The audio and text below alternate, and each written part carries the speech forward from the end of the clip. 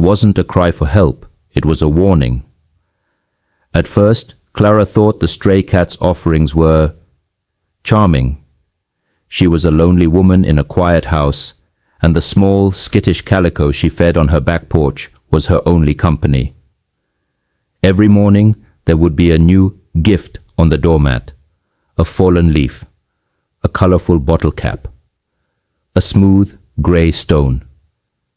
They were odd, but Clara saw them as tokens of gratitude. She named the cat Scout for its habit of exploring. But then the gifts began to change. They grew more specific and more unsettling. A single blue jay feather, a tiny field mouse left completely unharmed. Then a small, tattered piece of red ribbon. A chill crept down Clara's spine. These weren't random gifts. They felt like clues, pieces of a puzzle she couldn't understand. Her neighbors dismissed her concerns. "It's just a cat being a cat," they said. But Clara felt a growing dread. Scout's eyes, when it looked at her, were not filled with affection, but with an urgent, desperate insistence. On Tuesday morning, the gift made her blood run cold. Lying on her doormat was a muddy, torn piece of fabric with a cartoon dinosaur on it. Clara froze. She had seen that dinosaur before. It was on a missing child poster stapled to a telephone pole in town.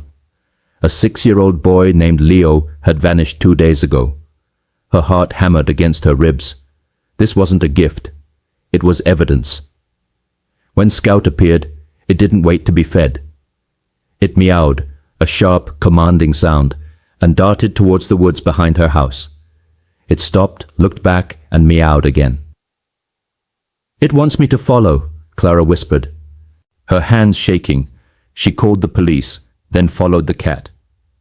Scout led her on a frantic path through thick underbrush, straight to an old, abandoned hunter's shed she never knew existed.